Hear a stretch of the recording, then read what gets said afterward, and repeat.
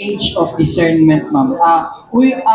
Nagpagawas na ang national law, ang PNP Central Office, nga uyon sila na lower ang ang kanang age of discernment sa kining mga CICN.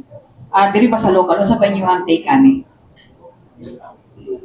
Well, di ba sa Balao sa katong baba, 15 and below, exempt sa criminal liability, Yes. no, regardless of sa crime pang mag-commit. However, below 18, above 15 but below 18, meron pang discernment na gagawin niyo social worker, no? If the child acted with discernment, sumaproceed ang kaso sa kanya, and then he will undergo the diversion program. Pero if children at risk siya, 15 and below, intervention program lang at saka exempt siya sa criminal liability.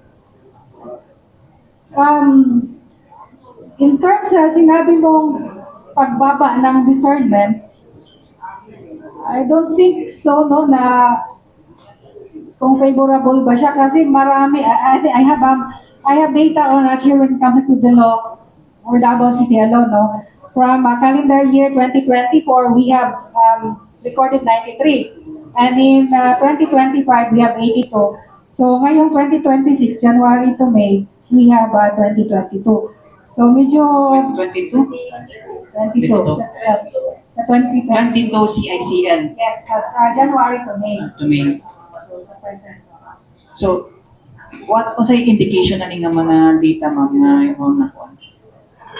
Medyo alarming siya, no? Kasi although kung pandisi ko na to sa uban nga mga kuan, dalko sila.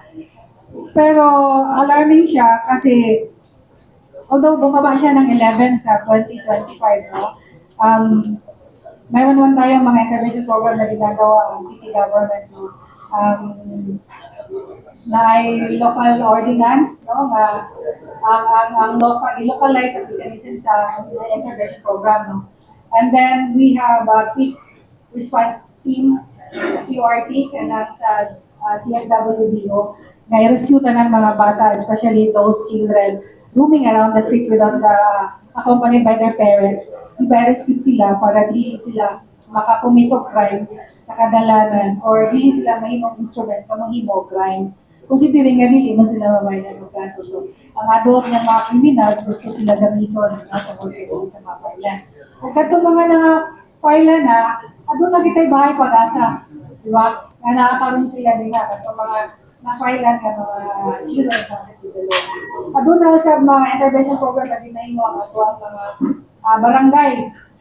Pinaagi sa Barangay Council for the Protection of Children. So, nakita niya na. And then on the part naman sa PNP, ipakusga na mo, no? Sa preventive na sa ipakusga na mo, talaga mga local ordinances, especially for the hours sa minors. And then, we have eskwelahan. Yes. Sising, ang eskwelahan nato, no, in partnership with MRS, sulod sa DCPO, kani House of Hope na to. So, daghan na for graduate. In fact, ang uban, eskwelahan na college. Padayon isa na siya sa ato ang existing best practices para ka na sa mga CICR o sa mga children. Pero ang pangutana, ma'am, will this help to decline, ma'am, no, or mukuan ba ang numbers sa ato ang mga CICN if ever na ang age of kanang na criminal liability ipaubos from 15 below to 12 below? Will this help? Oh yes, akala ko yung yes, it will help, no? Kasi, in fact, below 12 nga, meron na, na-involve sa rape na kaso, na-involve sa drugs na kaso. So, I think it would help, no? Para mas madisiplina o, kasi restorative man ang, ang batas ng CSL. However, kailangan pa rin. Kasi dadaan man siya sa intervention as Yes, a prevention program. Pero ma'am, is it para sa kuan ha? I don't know if you agree. But is it practical, ma'am, no, murag instead the children, no, science says that ang formation sa prefrontal cortex sa tao is mag-mature siya at 21, so meaning na siya diyan sound judgment. And then ang acquisition po sa behavior sa bata is magsugod sa balay. which is nadira dapat ang mga parents. Hindi ba dapat mas kuan na lang ato nga instead ng bata na medyo wala pa siya buot jud, instead ng bata na may home liable, why not ang parents na lang? Well, sa kanang balaod, saan sila sa criminal liability, but it doesn't exempt the parents from civil liability. Diba sa 9344, kung ang child makakommit o crime, you can run after the parents naman para sa civil liability. Tama ka, kasi ang charity begins at home. Ang formation sa bata, magsugod din sa family. So, ako ang role actually sa family. Sa pag-groom sa bata. Kahit kung unsa ang personality sa bata sa gawas, mo reflect kung unsa siya sa pagpadako sa sulod sa ilang pamilya.